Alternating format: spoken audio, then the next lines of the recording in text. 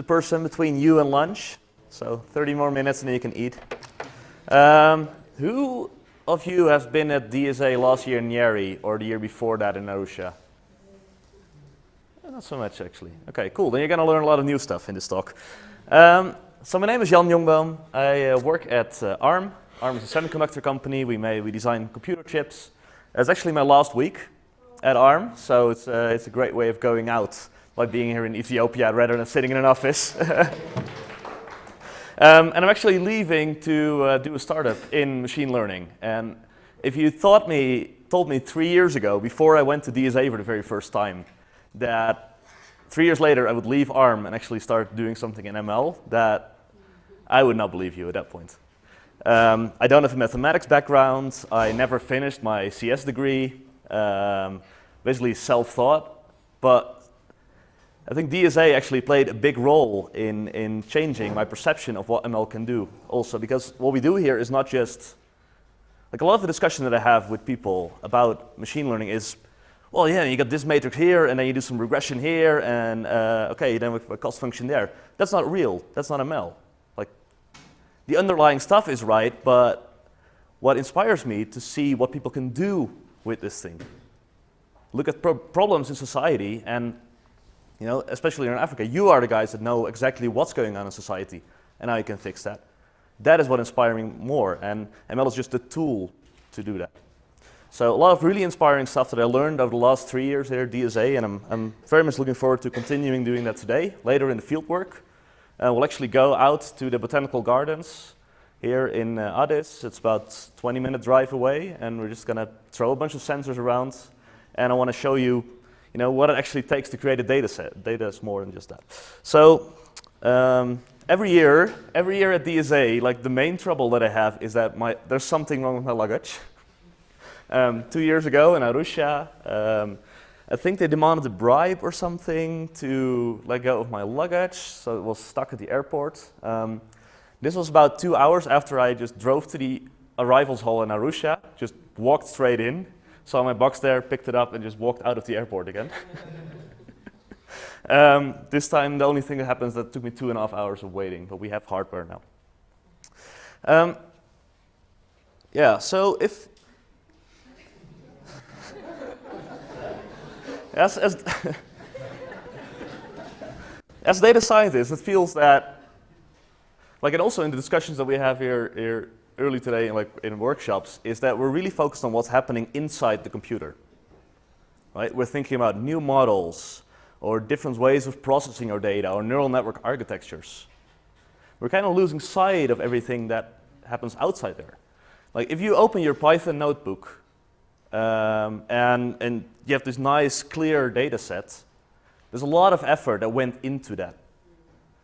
Like 3 years ago, in 2017, 2 years ago, Mike was telling me about how you try to strap stuff on bumblebees and track them. And maybe in 5 years, when that whole project is completely done, you'll have this super cool data set of how bumblebees go around, and you might use that in a tutorial and actually do something really cool with that. But someone at some point had to catch bumblebees and put some reflective tape on them and get all the data. And it's like a multi-year effort. Like data coming out of the real world is messy. It's noisy. There's stuff missing.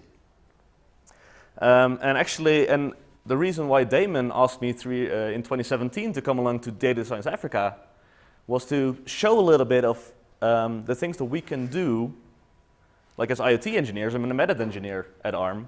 To show how do we actually get that data out of the real world into these models? Like how do we do end-to-end data science? That's the whole idea of DSA.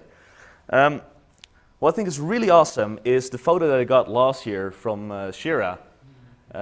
This is Jared. He's at the university in Kenya, one of Ciira's students or PhDs. And he took the deployment that we did in 2017, the hardware that we created there. He took that and remeshed it into a system to do water level monitoring. And as you can see, this is a lot more messy than just getting a nice notebook and doing some stuff with it. Just a few weeks ago, I actually got another photo, and this is how it looked like about a year ago. And here we go. Now, like it's turning into like an actual deployment. It runs off a solar panel now. I think this is awesome. It's like what we're going to do today. I mean, the whole session that we have today is me talking for 30 minutes, and then we'll drive over to the field and we'll just sit there for 2 hours, and we'll throw some sensors up, and that's cool. But that's not a complete deployment.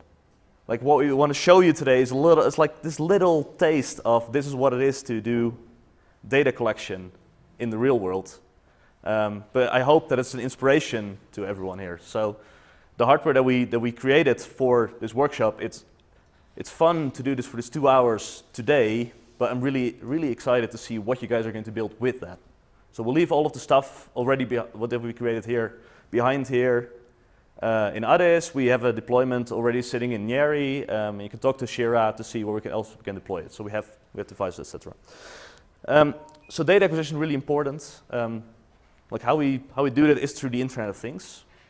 Like there's a lot of buzzword bullshit around it, but for me it simple boils down to there are physical things, and I either want to add a digital input to it, so I want to read some data out of the physical world, or I want to control some data in the physical world. Very simple. Digital inputs and outputs for physical things. That could be smart home things. A U light bulb with a little app that can control it. It might be a soil moisture sensor that you put in a plant. We'll actually be using one of those later today. But from the use case of DSA 2017, it can also be a cow with a sensor strapped around its neck, where we could see usage patterns and detect, based on the change in usage patterns, whether a cow is getting sick or when a cow is in heat. One of the most valuable lessons that I learned at DSA is that a semen sample for cows costs between $2 and $4.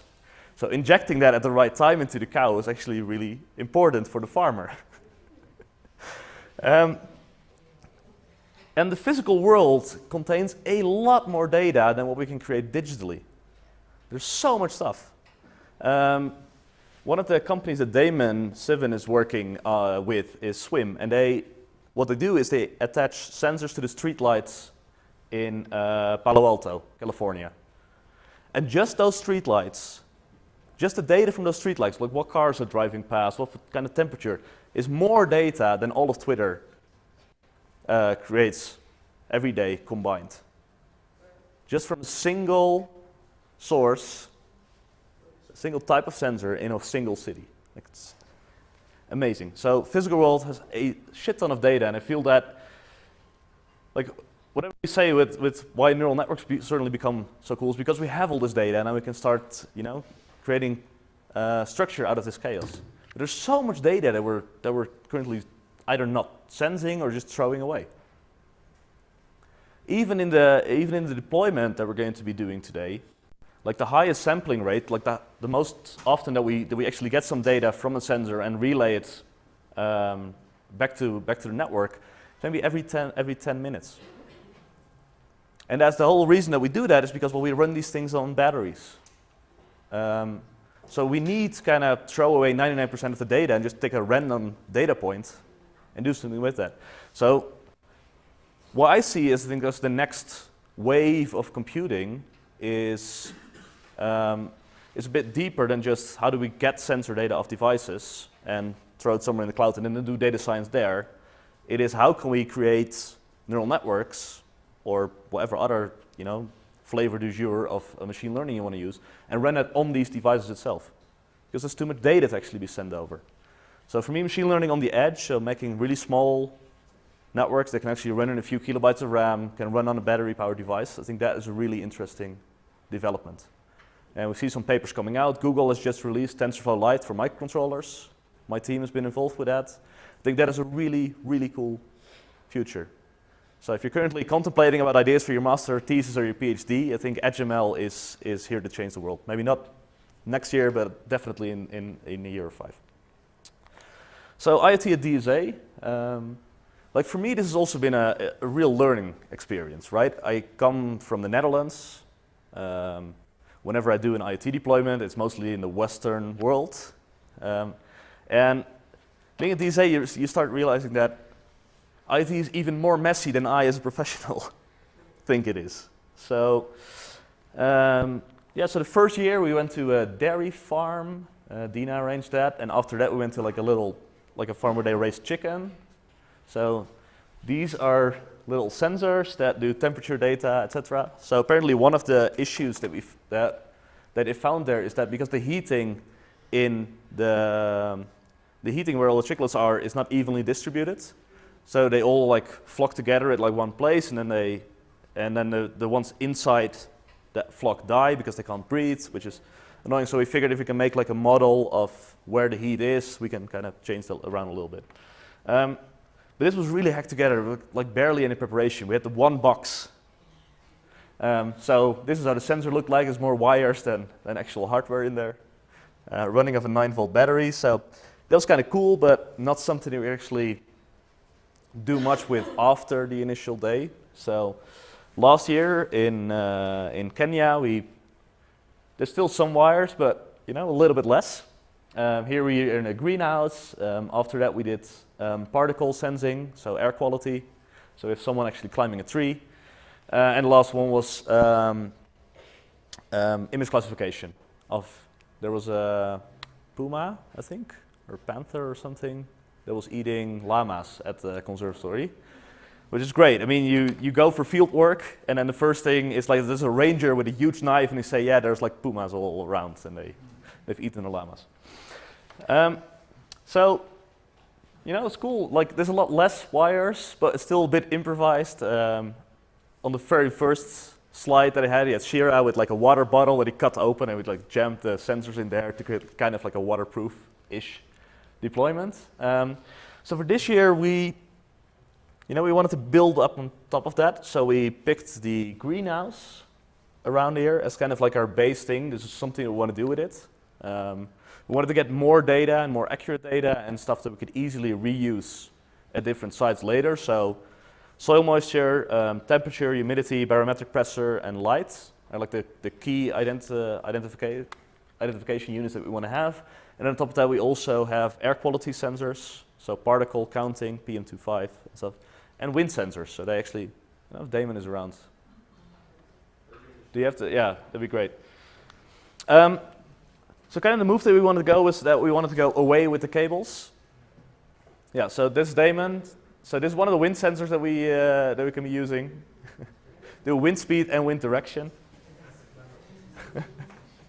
So we kind of wanted to get away with the cables because while this is cool, it's not really maintainable. Cables get loose. It's sitting in this like weird box. So we created this. I don't have it with me, but you'll see it all in a little bit. This is the official Data Science Africa 2019 board. It even sports the DSA logo. Woo!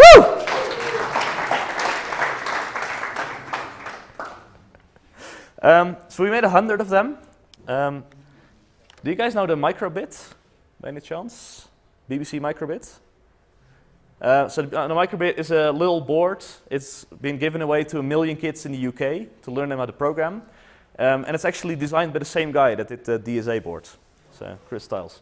Really fucking awesome guy. He did this all free of charge. He said at some point, like, I need $2,000 or something to make these. And the moment that we actually wanted to pay him, he was like, yeah, I put it on my credit card, it's all fine. So it's really awesome. We have 100 of them.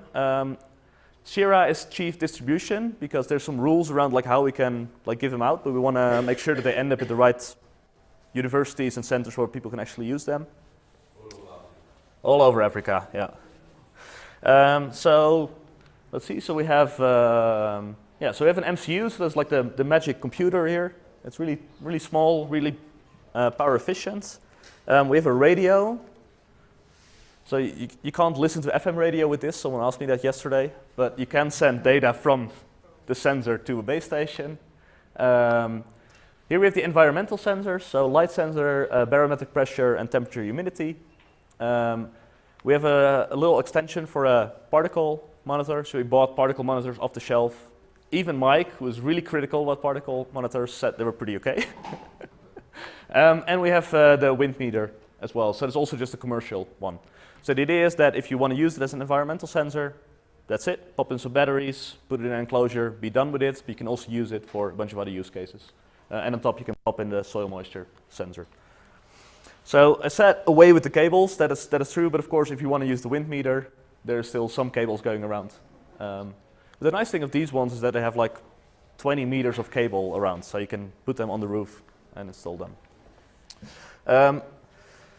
Because I also see the power of people in the community taking the hardware and actually doing something new with it, like what Jared was doing. We added 4 extension slots where you can add new things.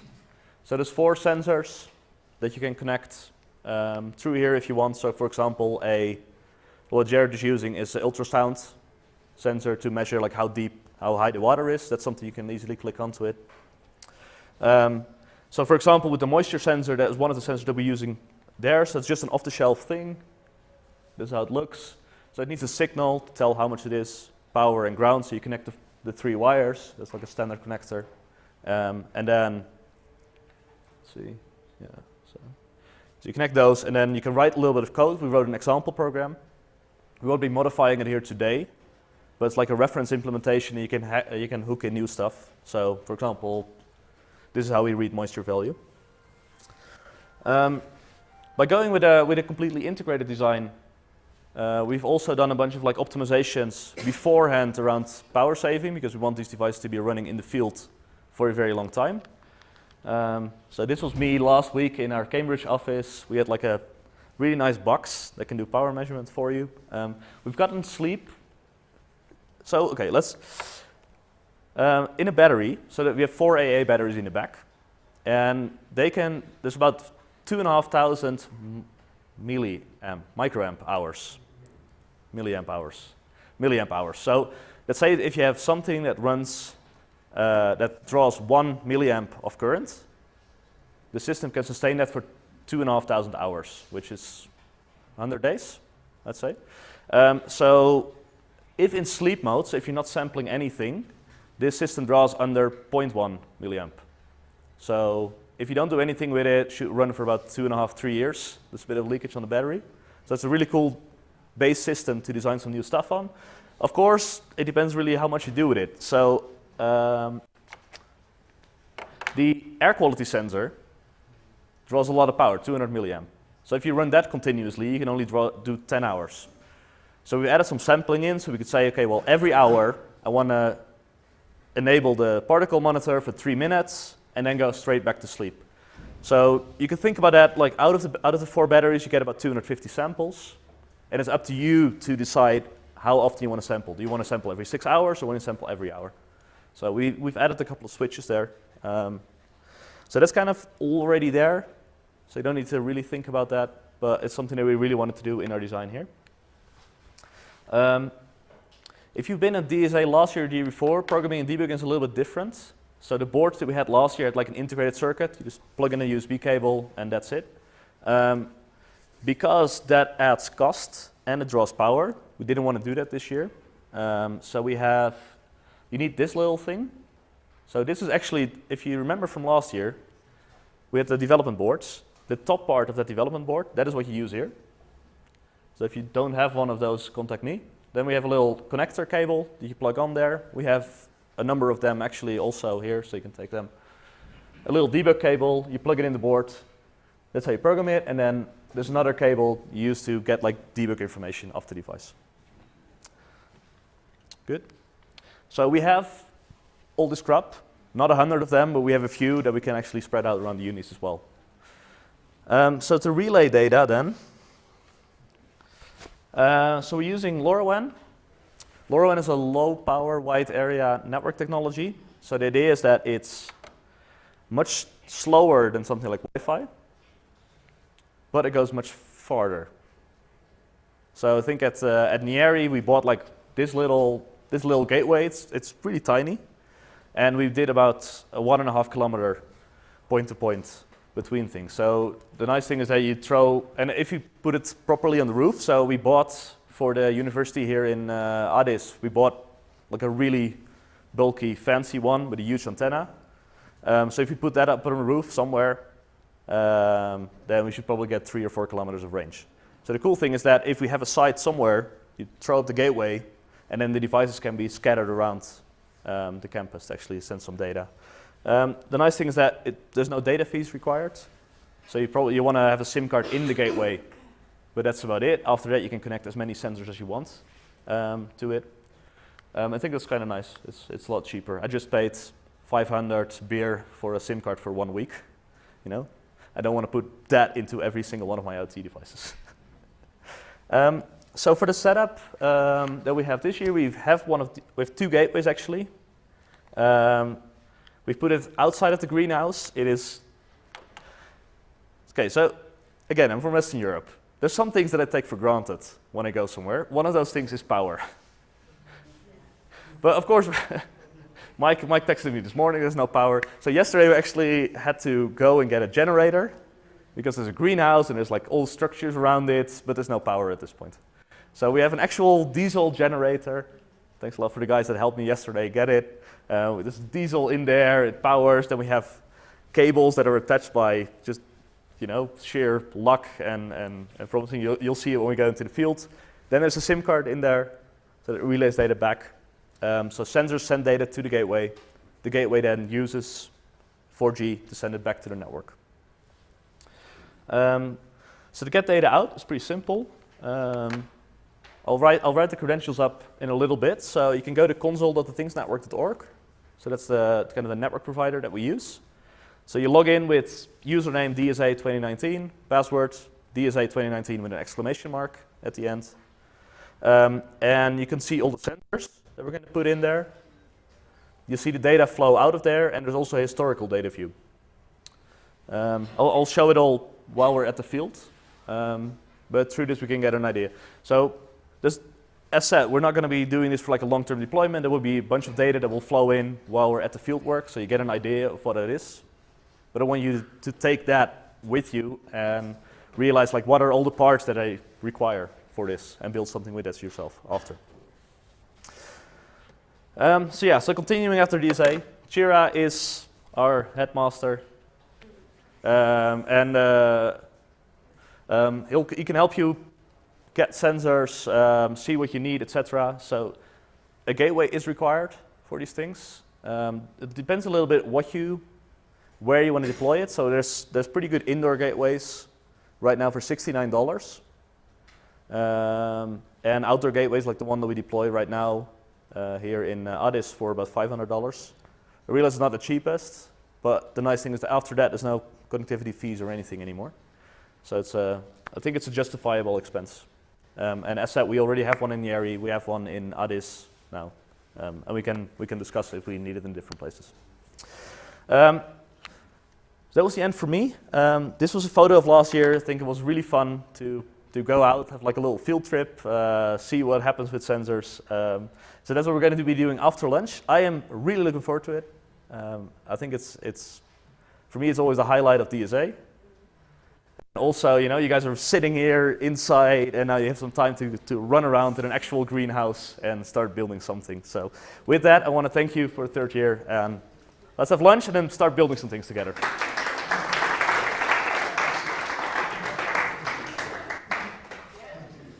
Thank you very much, Jan. And I'm Jongboom sponsor for the DSA 2019, and they've sponsored us through the years since 2017.